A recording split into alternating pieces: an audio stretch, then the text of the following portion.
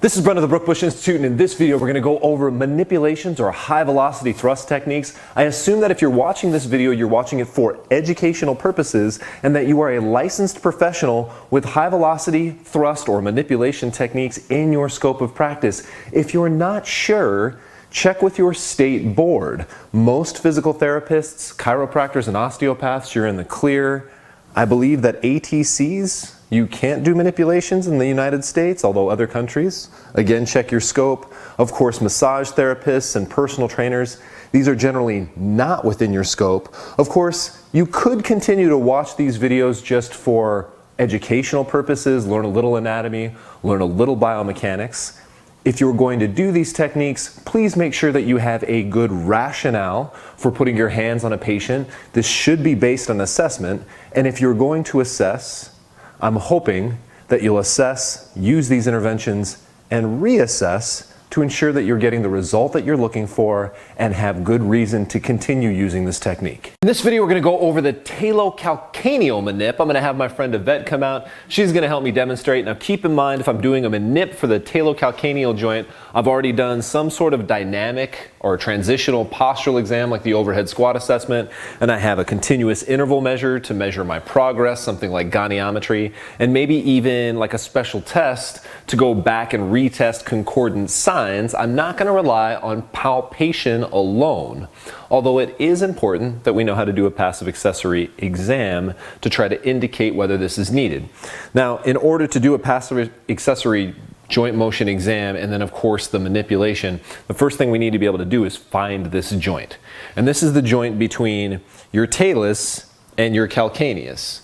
Now I know what some of you are thinking, that joint doesn't move a whole lot, and you'd be absolutely right, but it does move a little. So let's figure out how to figure out how much it's moving. I think I've shown you guys in several other videos that if you slide your fingers, pincer style, right, thumb and index finger right underneath the malleoli, that you'll end up on the talus, right? Especially that anterior, just inferior and anterior to the malleoli, we end up on the neck of the talus, and that's been an important landmark throughout many of our manual technique videos.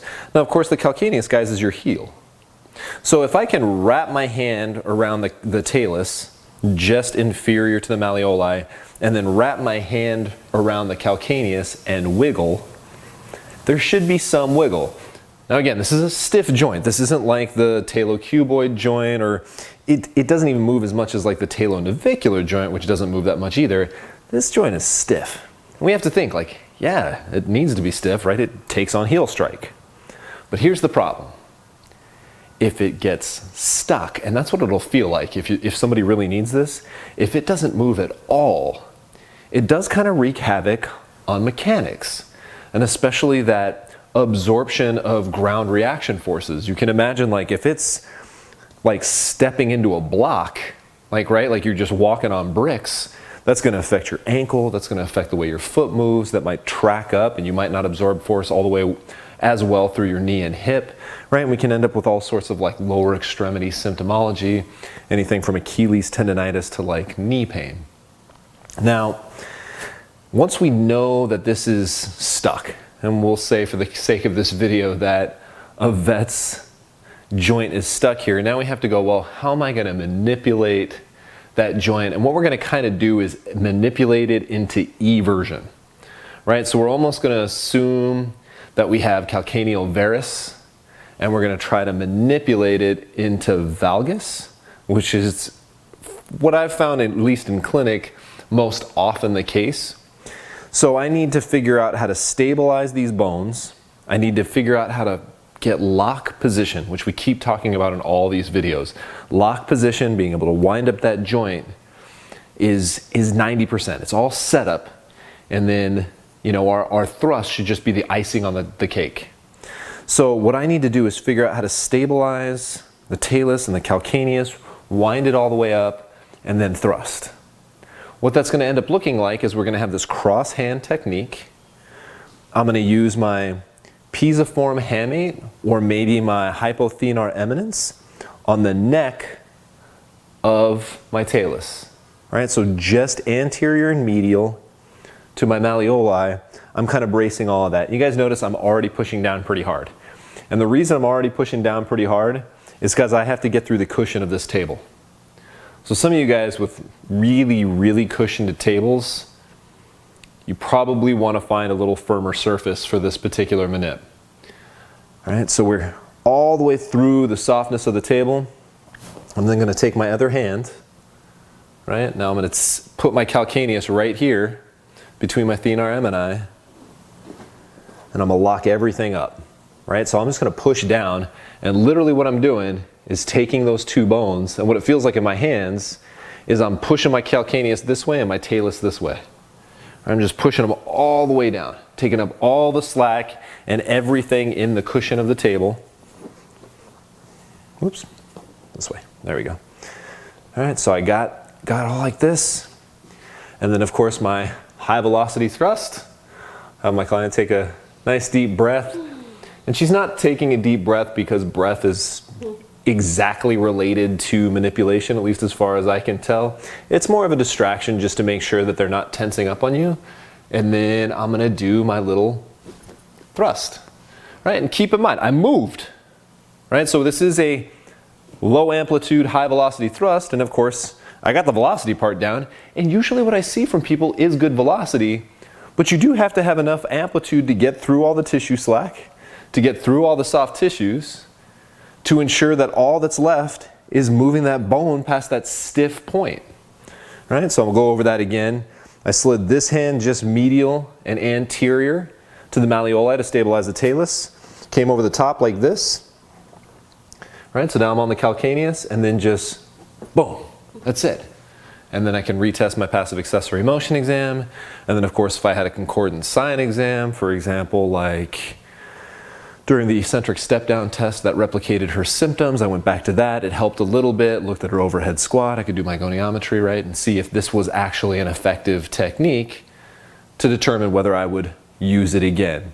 Guys, stay tuned for your close-up recap. All right, guys, for your close-up recap, you got your talus right here. As we've mentioned in several videos, you can kind of grab the neck of the talus just distal and anterior to the bottom of the malleoli, and of course you can stabilize that joint by just sliding your pincer grip right underneath the malleoli. And I think you guys all know that your calcaneus is your heel bone, so if I stabilize this joint real good and then grab my calcaneus to see if there's any motion in a lateral to medial direction, right, or an eversion to inversion or varus to valgus direction, however you prefer to think of it, you should have just a little. It's the people that have almost none that we need to start thinking about doing this manipulation on, because no motion between these two joints is going to create some problems when we talk about gait and absorbing those ground reaction forces.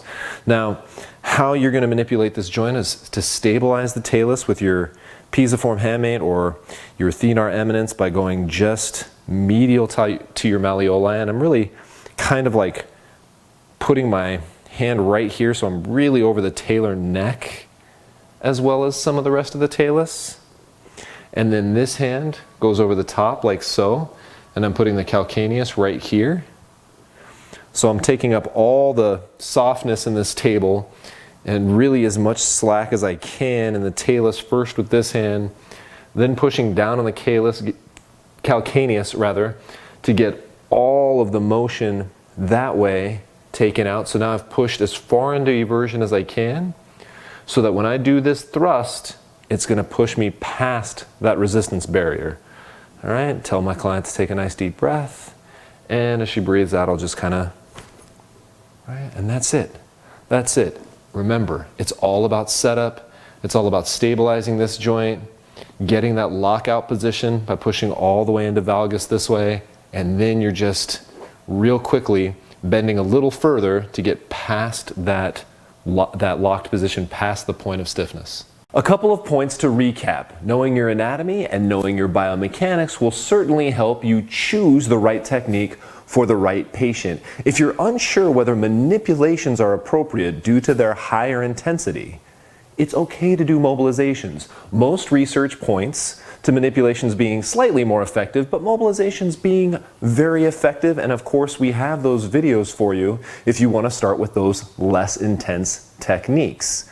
Make sure that if you are doing any technique that is based on assessment, and of course that you're reassessing, ensuring that the technique is effective for the patient that you're working on. And when it comes to all manual techniques, guys, manipulations maybe more than any other, look for opportunities to get live education. Although I know videos are convenient and I'm happy to have these up for you guys to watch, it would be so much more helpful to use those videos as a recap of one-on-one attention with somebody who's experienced with manipulation techniques. At the very least, grab a colleague, grab a friend, and start practicing these before you bring them into clinic and start using them on patients and clients. I hope you enjoyed this video. If you have any questions, please leave them in the comments box below.